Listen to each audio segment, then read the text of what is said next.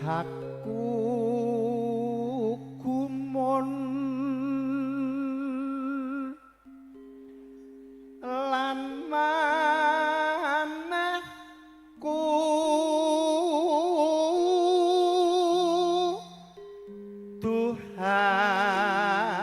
Tuhan guyu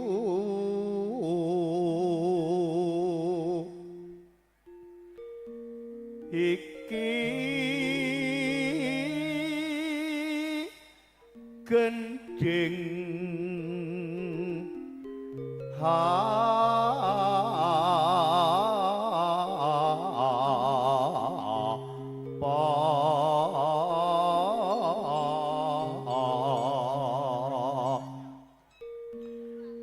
Wiramaga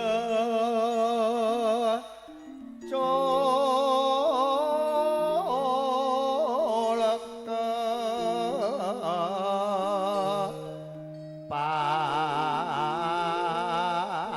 pati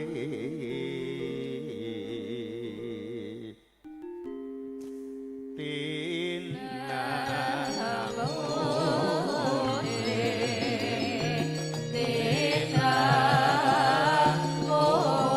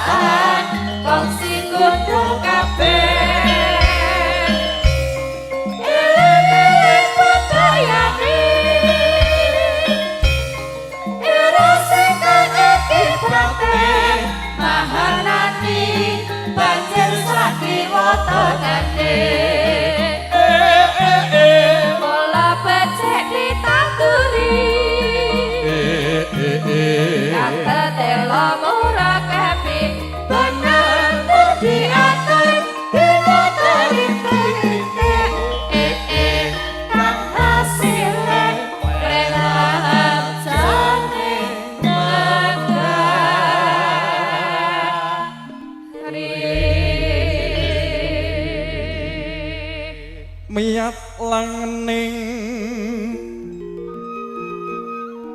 kalangyawan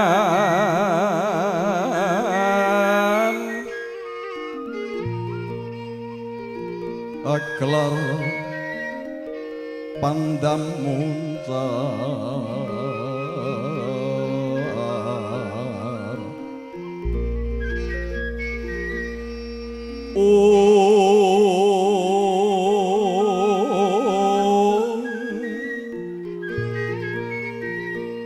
tinon lerka kona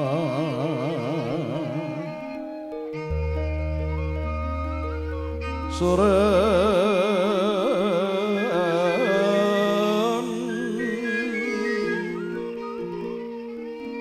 sorate tanpa dang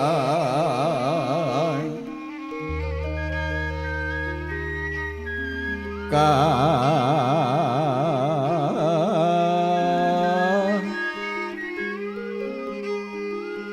sor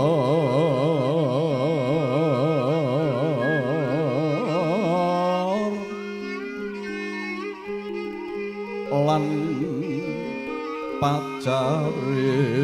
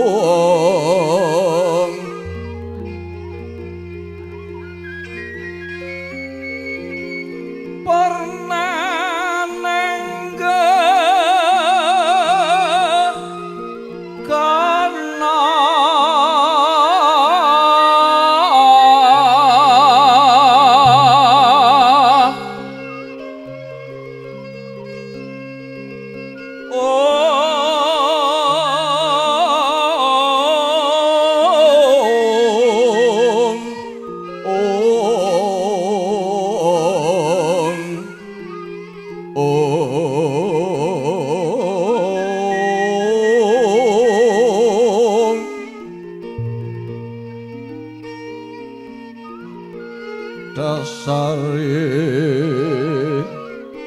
mangsa katiga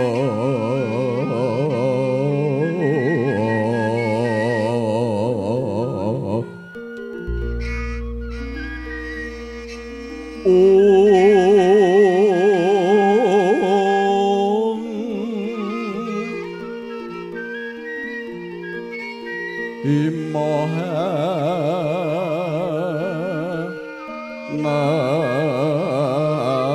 nawon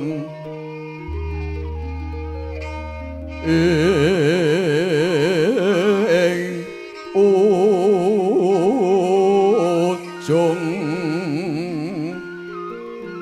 hancala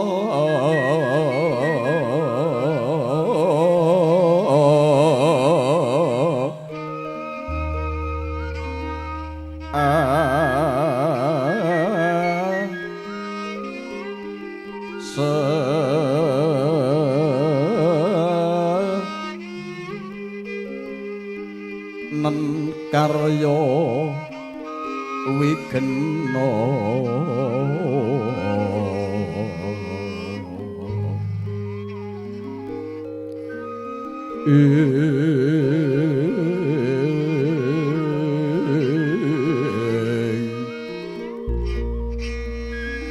mewah isine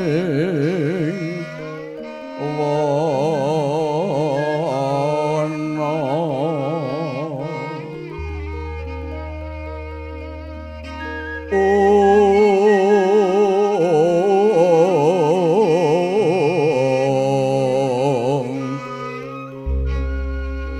ing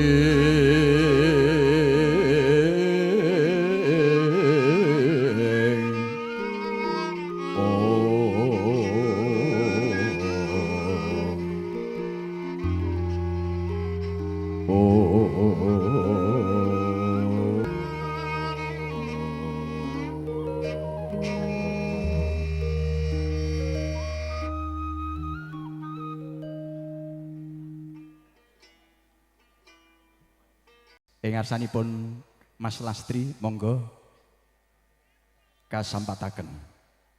Panganten kepareng rawuh handika para tamu kasuwun srana ngurmati kalian badhe rawuhipun besan ingkang nganti sang panganten para panjenengan kasedelenggah prayogi. Sumangga nuwun kula dherekaken.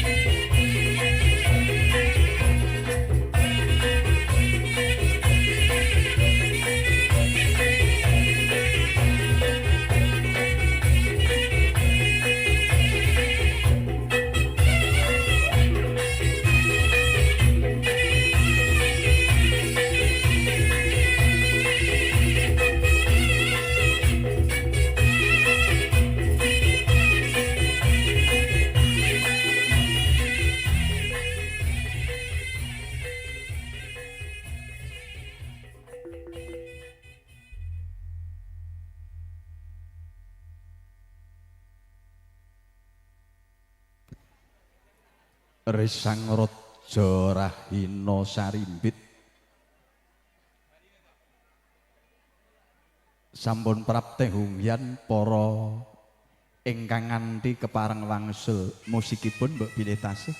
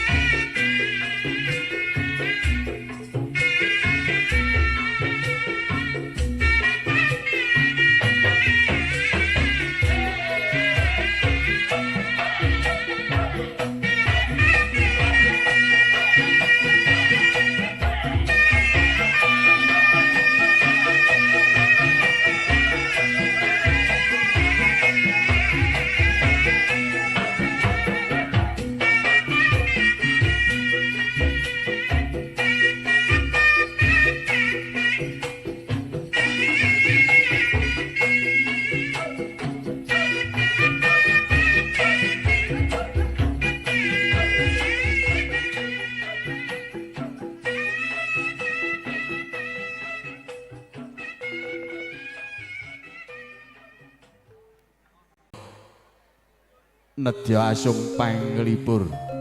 Para tamu nderekaken para kadang pramuladi ingkang maksih kepareng sampat nyampataken sagung ingkang badhe katuraken Arsa Andika. Kula sak para kanca nyuwun nidhi pangestu nulya kepareng sowan ing Arsa Andika para tamu. Lumantar atur panglipur nuwun.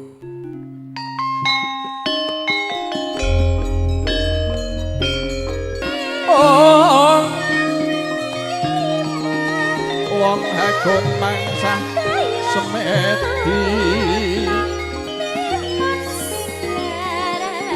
silkan sing sayo sing rukun gotong royong nyambut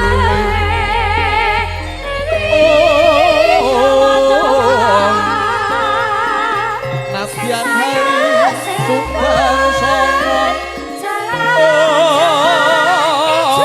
Woseng mungkin Niro guling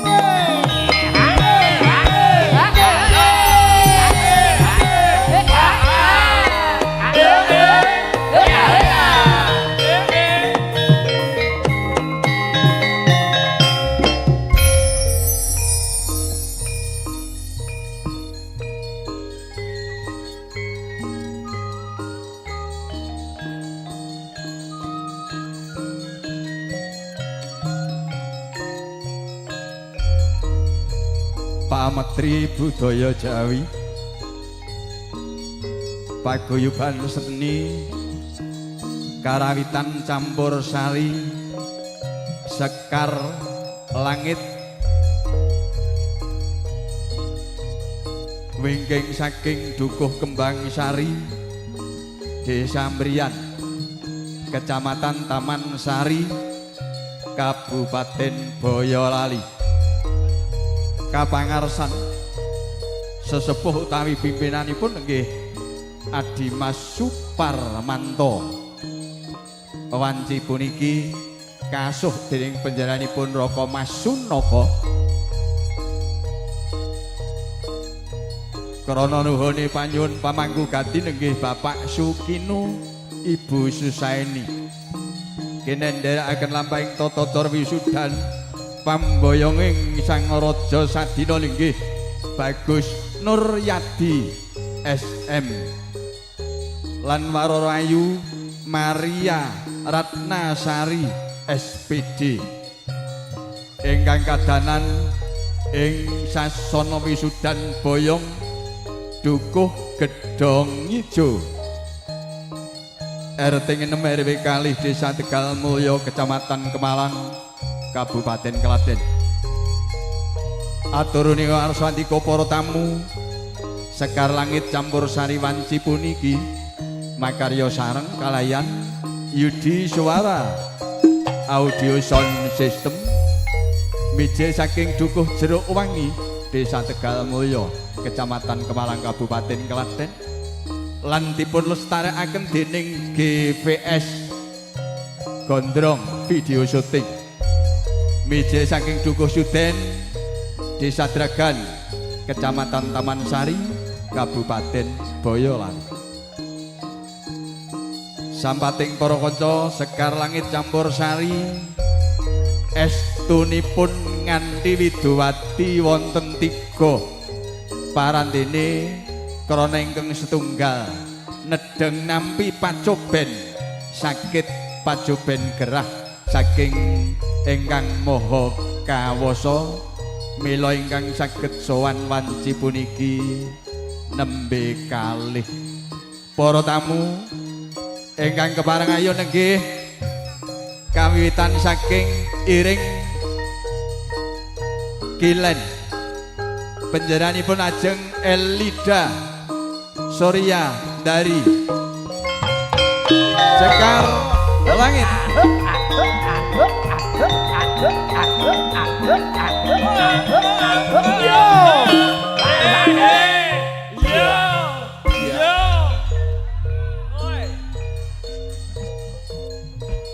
Angka kalih sowanipun ajeng Atika Sindu.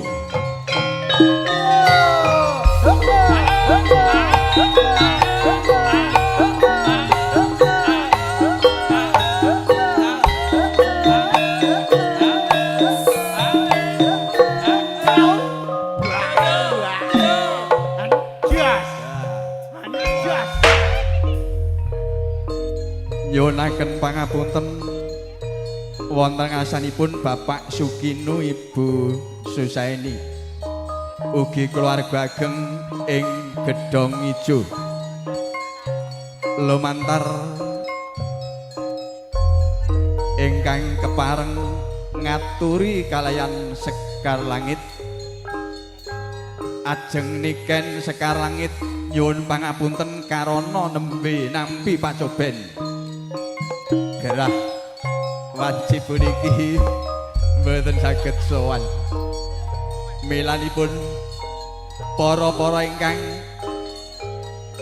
padatanipun kepareng sesukan kalian ajeng niken Sekar Langit titi wanci menika mangkih saged lumantar kalian kula ugi Widowati kalih makaten wonten asanipun para pinisepuh ingkang padatan kasdu paring pangestu kalian Sekar Langit sarana nyengkuyung lampahipun para tamu kanthi handap asoring manah sepisan malih Dimas Suparmanto nyuwun pangapunten ing sageng-agengipun wonten asa panjenengan monggo kalih mugi kersa panjenengan nampi sowanipun Sekar Langit nadyan toh boten jangkep Widowatinipun kanthi sesanti mugi lampahing tata cara wit purwa hingga wasana kasembadan prayogi temanten dadosa keluarga ingkang sakinah mawaddah warahmah. Sekar Langit nedya kepareng sowan kepareng nampi salam Sekar Langit.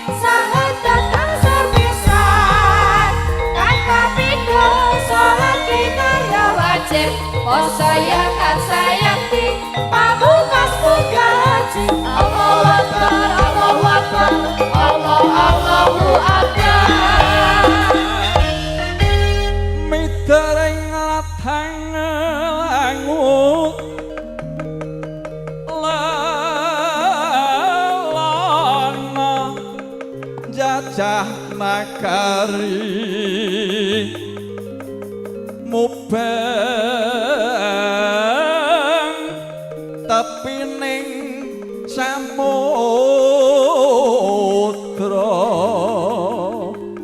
sumangka hangraning ukir analasa wanasa tumurun mring jurang terbis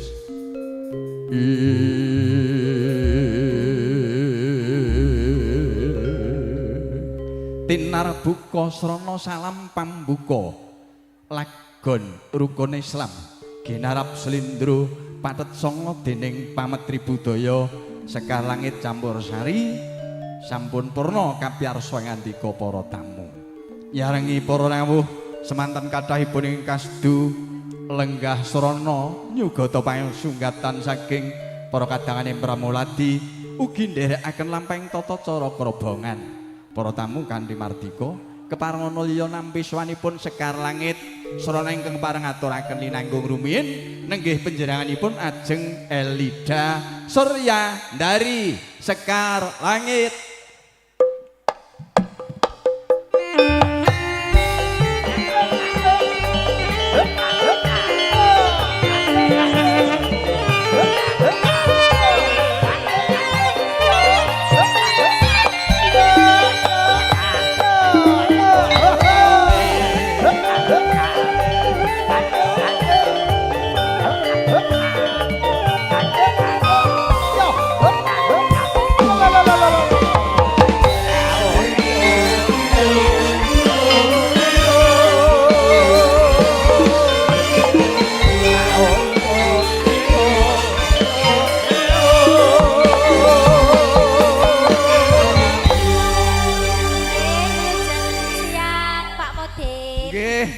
Sugeng siang, sugeng pepanggihan wonten Gedhong Ijo. Gedhong Ijo.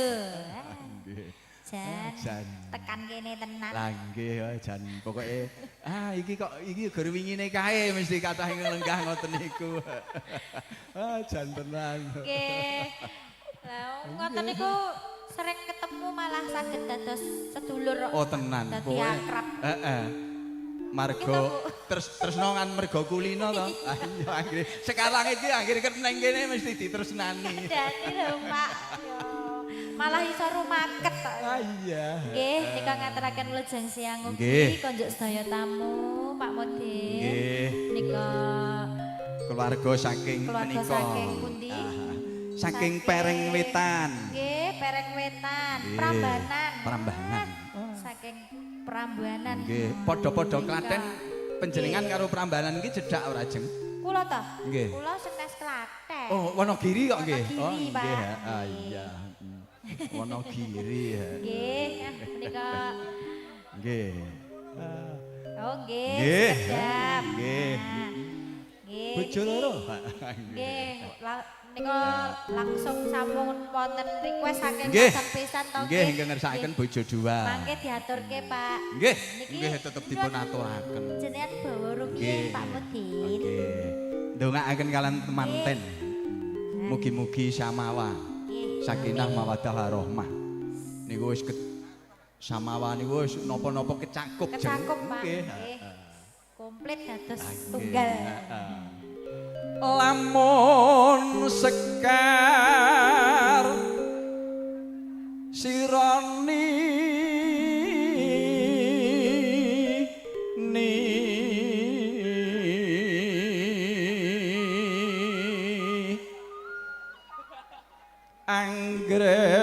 anggrek wulan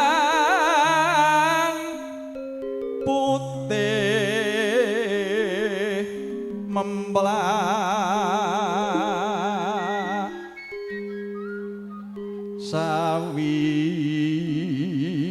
sawiji tan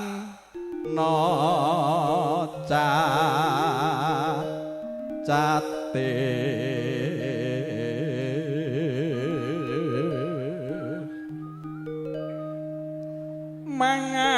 mangan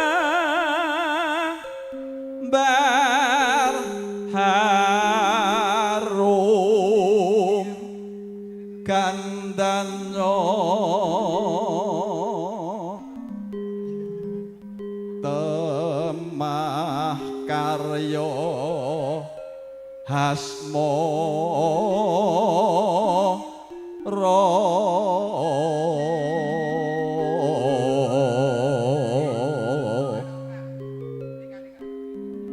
Opo nasti awakku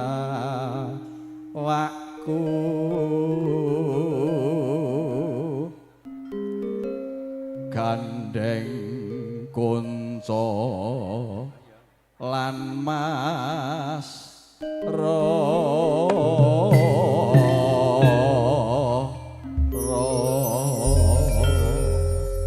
panjenengan karo tata-tata langgam kunjuk sagung keluarga ageng saking Pereng Wetan kawiwitan bapa sepuh ingkang kala wau ngandika pasrah sedaya kemawon tanpa sinebat asmanipun dipun sun kersa paring pangestu kalan temanten srana poto sareng nggih wonten sampun keluarga ageng nggih keluarga saking Pereng Wetan Prambanan sumangga paring pangestu nyarengi ajeng Elida ngaturaken lagon langgame tresna suci mawon nggih Pak tresna suci ha nggih wong bagus aja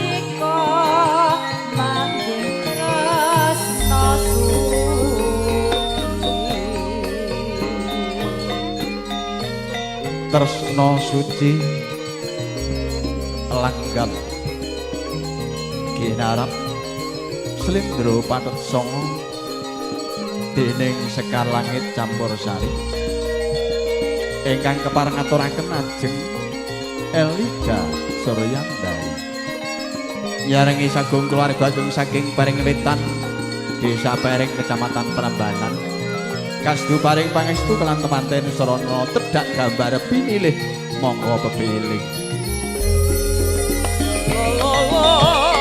sinandena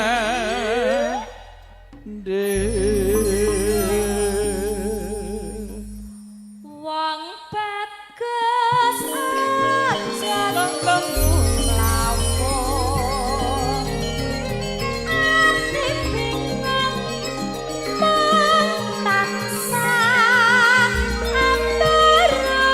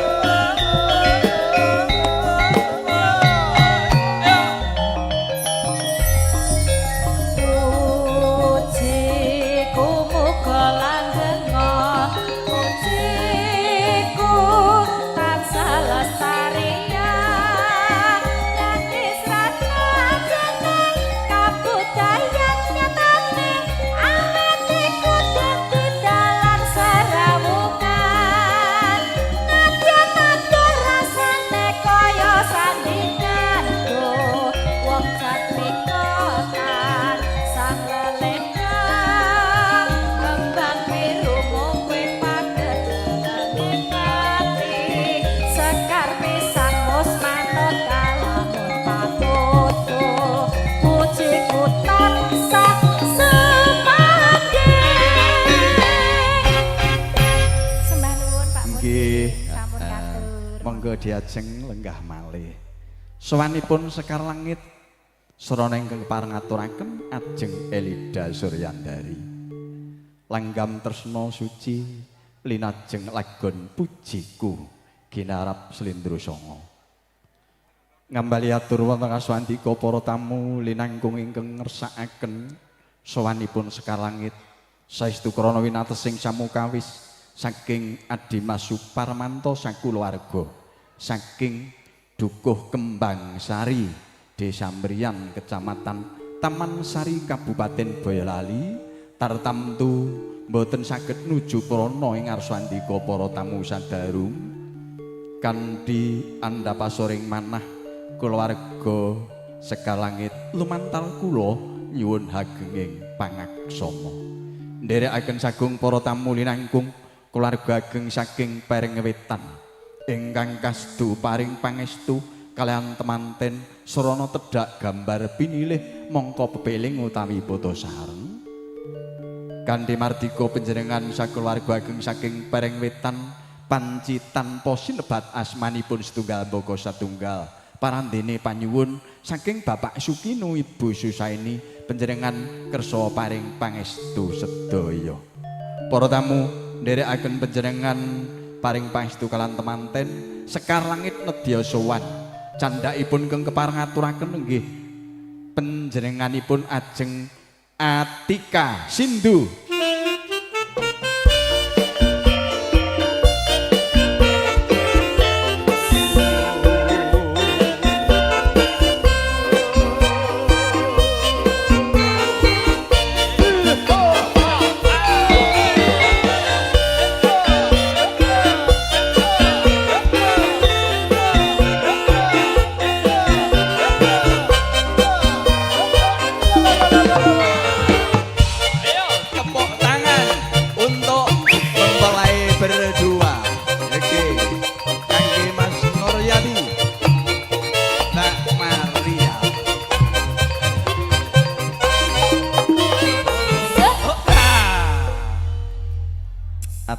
Ayu Atika Sindu. Wilujeng siang Pak Muti. Nggih, alhamdulillah wilujeng siang, wilujeng saged pinanggih wonten laladan Tegal Mulya malih. Tegal Mulya malih. Nggih, sip. Mugi-mugi mboten juarei. Wah, tetep Soale boten. sowan iki wis ping kaping-kaping. Lah nggih.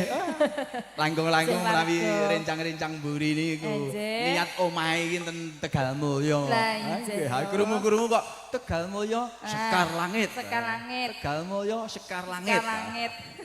Kula ya melu seneng lah dan Nggih. kula nonton lewat YouTube. Nah, YouTube. Oh YouTube, orang Gobe. Kuwi mboten dilajengke lho. Oh iya. Ah nulis YouTube kok ya YouTube. Niki nderek nyuwun agunging pangarsami. Nggih. Menika Mbak Niken. Niken. Ingkang Nggih. pangarsani Sekar Sekar Langit. Langit, nggih. Menika mboten saged nderek Nggih. nembe pamit amargi Gerah. Langge. gerah Nggih. menika. Mendadak Sakit menika langge. nggih. Aku ya gumun lho Jeng.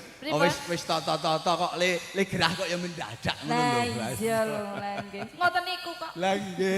Wah niki Mbah Mitra ketoke pun anu niki. Lah Wah, nggih, aku aman nggih, Mbah. aku gelo ngoten to. Gelon apa aman? Gelo. Nggih. Niki pun aturke ingkang panyuwunan saking Kadang Desa. Nderek panjenengan. Nggih, iki nggih pun diaturke sakmenika garapipun Oh ngaten. kanca-kanca. Oh nggih. Ngaten. Nggih, heeh. Nggih. Wonten asmanipun Mbah Mitra mangke mbok bilih panjenengan kados padat saben lewat Dek Atika nggih saged. Nggih. Menika mboten sah kecewa nggih. Mboten usah, heeh. Nggih. Mas Parsidi Sedina mbok bilih. mboten petuk gigi.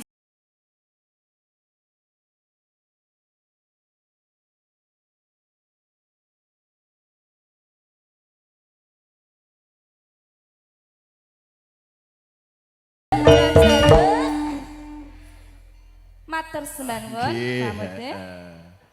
Panyunan saking Kadang Sepuh ingkang lenggah wonten sisih Kilen. Nggih. Heeh. yen awake sisih kidul.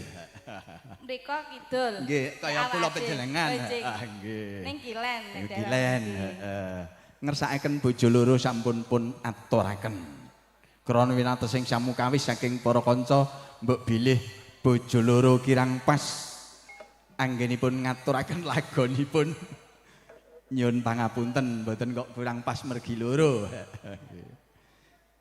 Ingkang sinebat asmanipun mangke menawi keluarga ageng saking besan sampun purna anggenipun paring pangestu ingkang kula waca menika kasuwun nyaketi temanten paring pangestu kalan temanten srana putu sareng keluarga ageng saking pamangku gati kawiwitan saking panjenenganipun Mbah Warna lajeng Bapak Giso sekalian Bapak Marsudi sekalian Bapak Ramto sekalian Mas menopo Pak Dwi Rama Raffi Aryani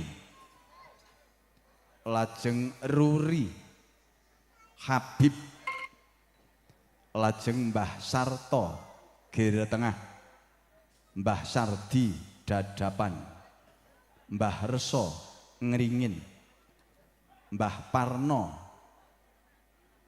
Gere Tengah sedaya mangke ingkang sampun sinebat asmanipun keparenga nyaketi kalian kulawarga Bapak Suto sekalian Bapak Pujo sekalian Bapak menapa Ibu Giyani sekalian Bapak Suhono sekalian Bapak Yoto sekalian Bapak Tunggal sekalian Bapak Gimin sekalian saking Beling sangup mbok bilih Bapak Warno batur tuwa Bapak Sarno batur tuwa Bapak Suyono sekalian Bapak Dewanto sekalian saking Narum Mbah Warno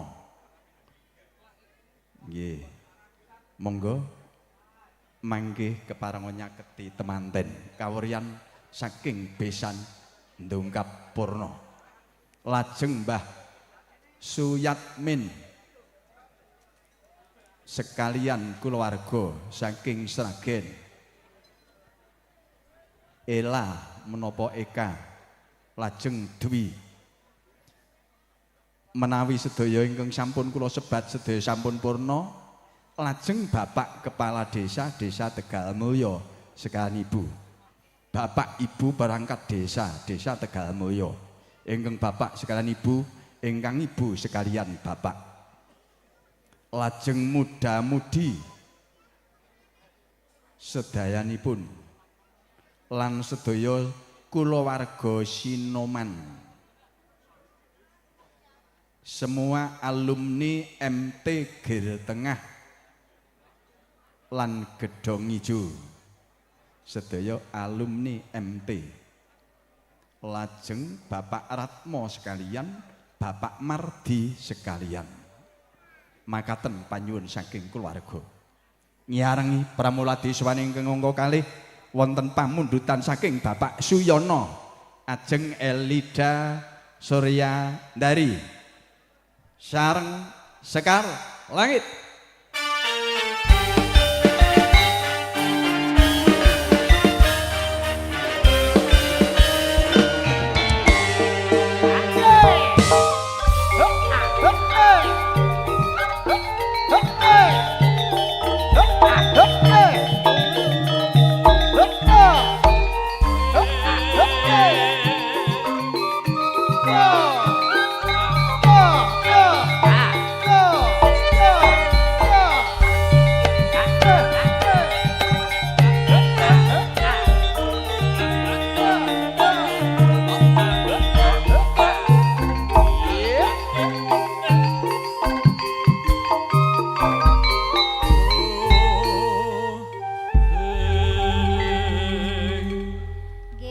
Wonten panyuwunan menapa Pak Mudi? Wonten panyuwunan lumantar menika. Nggih. Janipun mriki nganti repot nggih. Lah nggih ta. Saben piyai ngersakaken kok mesti dadak nganggo ngeten Lah lho. nggih to, mboten penak ya, Lah, Pak. Nggih kula niku mbok nggih mboten sah ngeten. Heeh, lah nggih.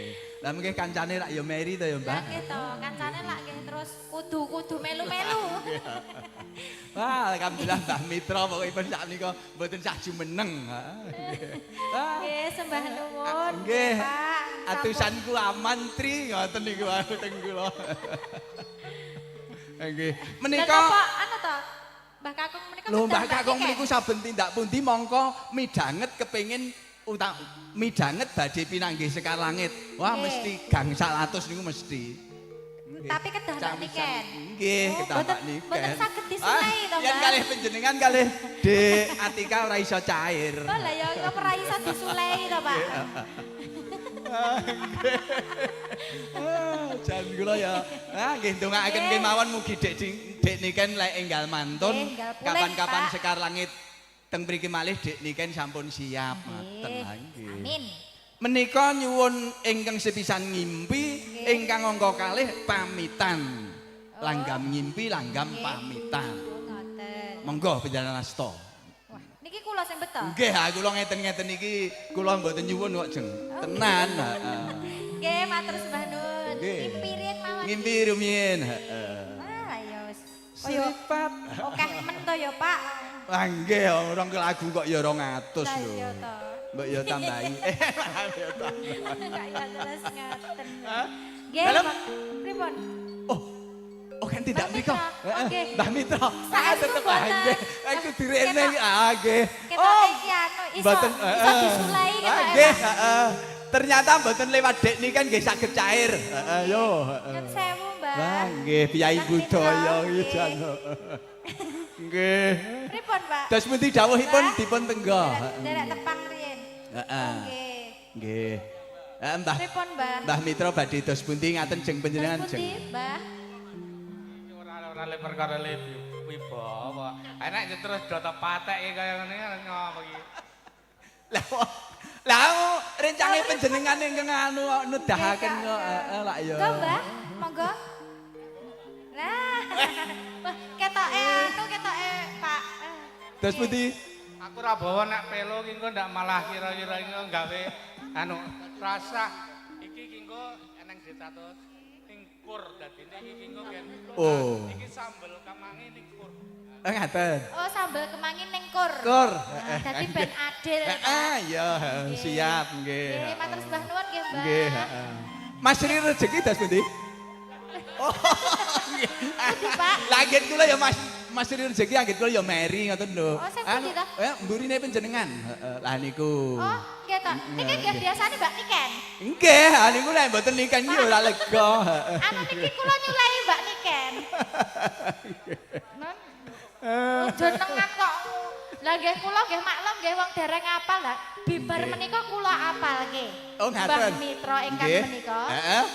Bapak Sri Rezeki Pak sinten? Pak Sri Pak rezeki. Sri Rezeki ingkang menika dadose kula nek nyanyi teng daerah pundi-pundi kula apal nggih. Mbak Mas Sri rezeki ingkang ngagem peci mburine. Ngagem peci? Ya nggih. Oh niki Pak Wahono. Nggih niku Mas Wahono. Ning Pak Wahono nggih biasane Mbak Niken. Pak Datan nggih Mbak Oke, Niken. wah, Double-double niki nak anu. Pripun Mbak niki? Engko dirundingke tiyang kalih nggih apa ngoten lagune. Nggih. Loh, piye to Pak? Kandhani kok ya. Nggih, Pak Wahono. Napa Pak? Oh, liyane nggo tuku pohong sik. Nggih. Matur suwun. Niki lagune napa Pak? Napa pun sisan sambel kemangi niku wau? Oh, ninggal katresnan. Oh, ninggal Nggih. katresnan. Pak Sri Rezeki, sing pundi wau Pak Mudin? Burine Mas Oh Wahono. niki to, wah jenengan kok ya Pak. Jenengan wah napa nggih lho dosa lho nek ngapusi Pak. Padatane pripun ning nggih mboten meksa nggih Pak. Mboten, nggih. mboten ana. Nggih, ewadene mboten nggih. Nggih. Mboten saestu jenengan mboten ngersake saestu. Wah. Dereng nek kalih kula niku dereng. Biasane jare Mbak Niken. Nggih. Nggih pun, nggih. Mbok menawi mangke ngersakake saged Nggih. anu nggih Pak. saged hubungan langsung kalian Dik Elida. Nggih. Nggih, pun aturaken ingkang pundi rumiyin? Niki wau enten Nggih, ngimpi pamitan Nggih, terus sambil niki kemangi sambil Mbah kemangi. Mitra, heeh. Ninggal katresnan. Ninggal katresnan. Nggih, heeh. Nggih. Nggih. Sing pundi riyen ngimpi riyen. Nggih. Nggih, ingkang sripat-sripit rumiyin. Diurutke mawon nih, Pak. Nggih, heeh. Mungkin ndak kesupen malah ora iso, heeh.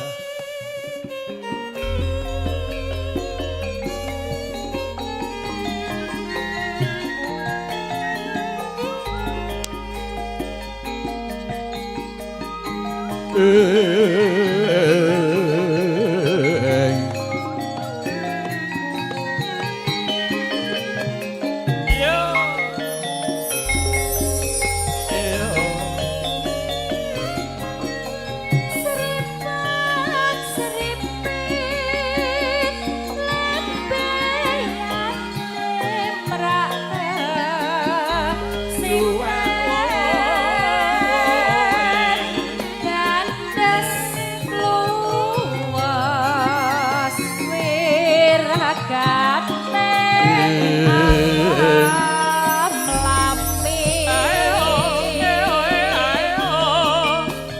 Sedet singsat tesus anak ibu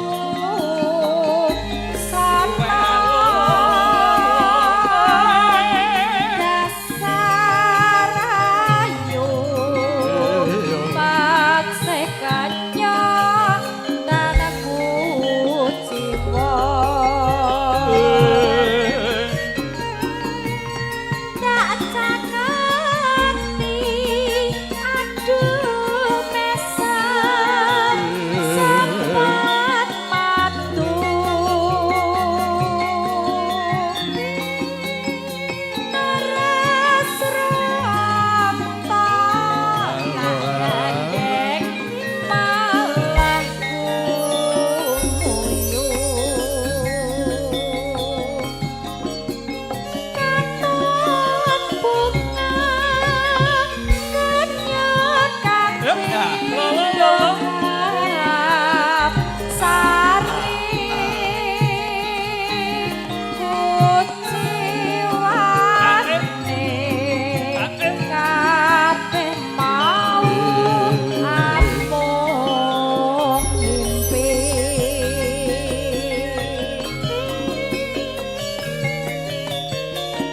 Langgam ngimpi ajeng Elida Suryandari Sekar Langit Campur Sari nuwuni panyuwun saking Bapak Suyono.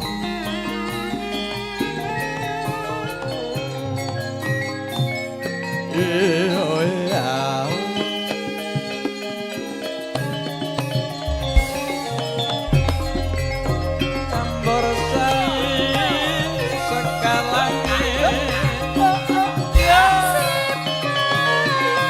Sip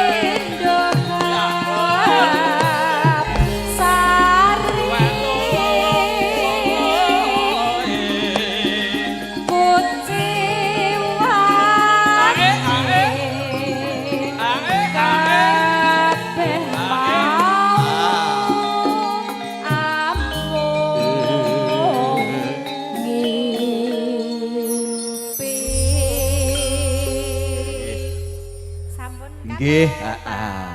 Ngimpi panyunipun Bapak Suyono sampun pun aturaken. Tasih setunggal pamitan ingkang dereng. Mergi wajibipun inggih kalih.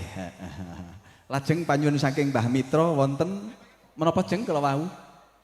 Jeng Elida panyuwun Mbah Mitra kala wau semambel kemangi. Sak menika napa mengke? Manut. Monggo kudu duet ki. Iya. Nggih, heeh. Ajeng Atika Sindu. Ya. Nggih, panyunipun Mas Wahono manggih keparenga dipun tenggo ugi pun aturaken. Nggih. Sedaya pandemen budaya sumangga kemawon mboten usah mawi arta menawi nyuwun ngendika kemawon lah. Nggih. Insyaallah saged diatur. Nggih, saged pun aturaken pun Nek atur. dipeksa ngagem ngoten niku langkung prayogi. Lah panjenengan iki rak ya. Nggih, padatan ngoten mawon Nggih, nggih Pak Boten. Niki sing pundi riyen? Manut panjenengan. Nggih. Sambil kemangi napa gak ninggal katresnan napa? Pamitan ingkang setunggal. Oh, ngaten. Anu Pak Supri mawon. Oh, ngaten. Nggih. Sambil Belakangan kemangi. kuwi. Oh, nggih, heeh. Nggih, heeh. Sambil kemangi. Heeh. Sambil kemangi. Oh, anu ninggal katresnan mawon riyen. Oh, nggih, ninggal katresnan rumiyin, heeh. Sambil kemangi mangke, heeh. Nggih. Ninggal katresnan Mas Wahono? Nggih, Mas Wana diaturke nggih. Nggih. Ah, nggih.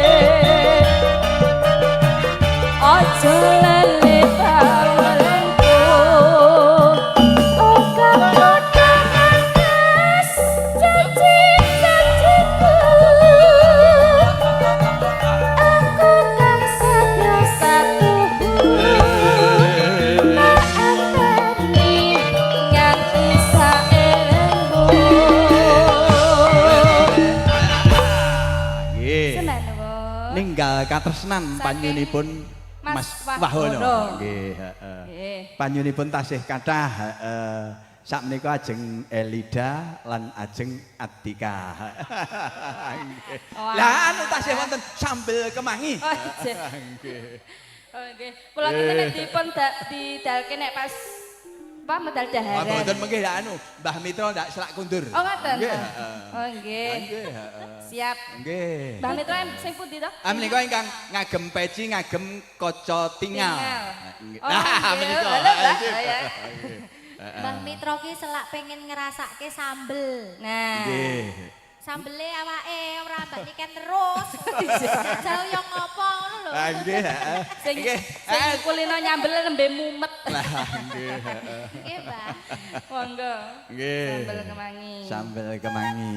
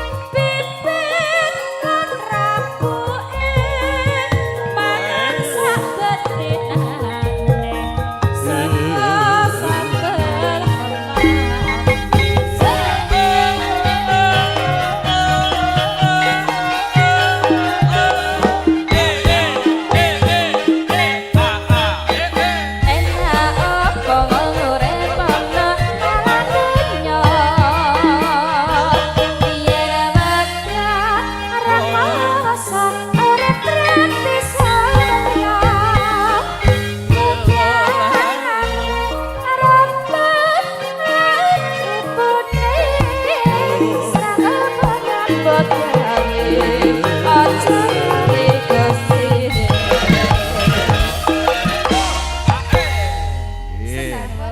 Nggih, sampun Mbah Mitra nggih.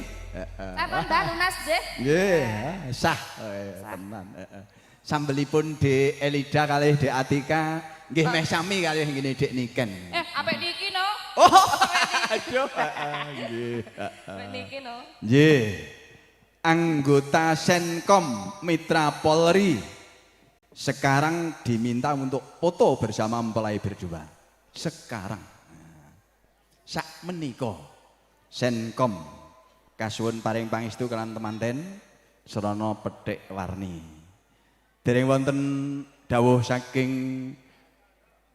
pangarsanipun Nara Kalya Kidha Dharma ingkang kinen kelajengaken lampahing tata cara ibarat salembaroning kawis keparenga para tamu sabar saking sawetawis semanten kathahipun ingkang kasdo rawuh menawi paregyan dereng paripurna panjenengan dereng pun lilani ngrumini jumeneng bodol kundur.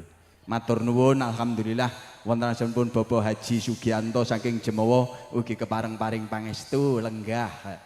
Sampun ngantos bodol jumeneng menawi paregyan dereng paripurna. Padatan wonten mriki namung ngantos jam 3:30 namung ngaten.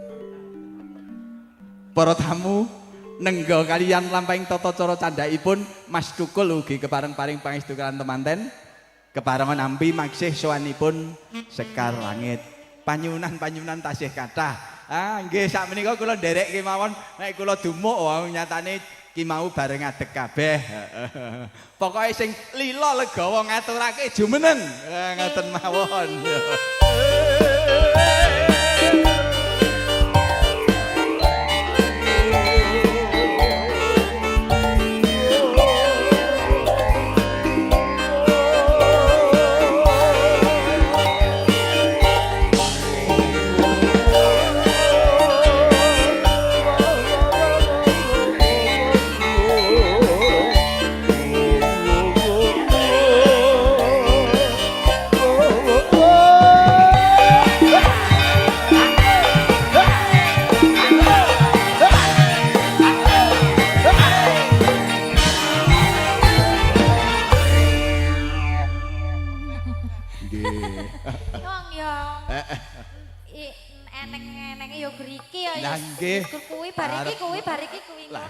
Witeknen janipun Dek Niken nggih pados ganti anu dadakan niku sakniki saentenipun penyanyi murah larang payu ora payu sakniki payu kok dinten niki lha nggih ngaten nggih. Sampun siap anu nelasaken ingkang foto. Fotonipun kesanipun rampung riyin mboten kinten sak kemperangan panjenengan ngaturaken setunggal pupuh kemawon ora apa-apa langsung rangkep upamane langgam. Ayen lagu sanese nggih ingkang pokoke setunggal. Sepodang kuning mawon. Oh, ngaten. Nggih. Podang kuning. Bingung. Nggih, podang kuning setunggal pupuh mongko gantosipun pamitan. Nggih, panyuwun Pak Suyono wonten kalih ingkang pamitan dipun aturaken benjing menawi jane jenengan nggih ngaturke pamitan niku kok, Pak. Wah, kula mboten pamit kok. Nggih, monggo Lilan podang kuning nggih. mawon. Nggih. Esuk awan.